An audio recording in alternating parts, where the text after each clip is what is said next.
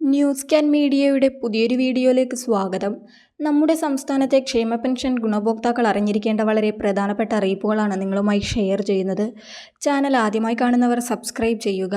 നമ്മുടെ സംസ്ഥാനത്ത് October 25-നും November 6-നുമായി 2 ഗഡു ക്ഷേമ പെൻഷനായ 3200 രൂപയാണ് ഗുണഭോക്താക്കൾക്ക് വിതരണം ചെയ്തിരിക്കുന്നത്.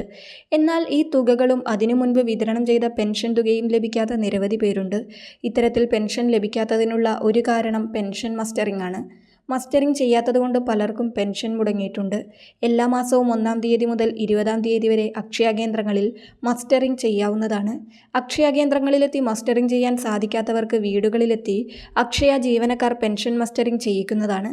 20-ാം തീയതിക്കുള്ളിൽ മസ്റ്ററിംഗ് പൂർത്തിയാക്കിയില്ലെങ്കിൽ അടുത്ത മാസത്തെ പെൻഷൻ മുടങ്ങുന്നതായിരിക്കും.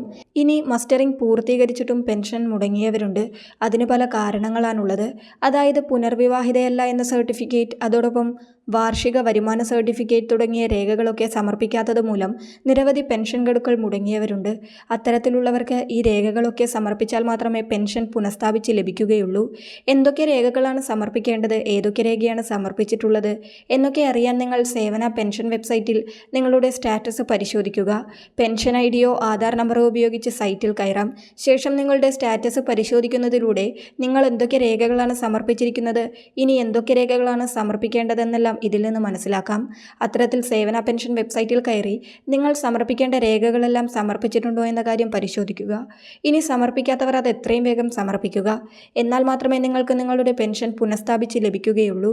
ഇനി കേന്ദ്രവിഹിതം ലഭിക്കുന്നവർക്ക് തുടർച്ചയായി കേന്ദ്രവിഹിതം മുടങ്ങുന്നുണ്ടെങ്കിൽ നിങ്ങൾ പഞ്ചായത്തുമായി ബന്ധപ്പെടുക. നിങ്ങളുടെ ആധാറിലോ പെൻഷൻ രേഖകളിലോ എന്തെങ്കിലും രീതിയിലുള്ള പൊരുത്തക്കേടുകൾ ഉണ്ടെങ്കിൽ അതും പരിശോധിച്ച് പരിഹാരം കണ്ടെത്തുക.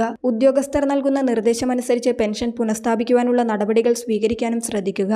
വളരെ പ്രധാനപ്പെട്ട ഇൻഫർമേഷൻ മറ്റുള്ളവർക്ക് കൂടി ഷെയർ ചെയ്യുക.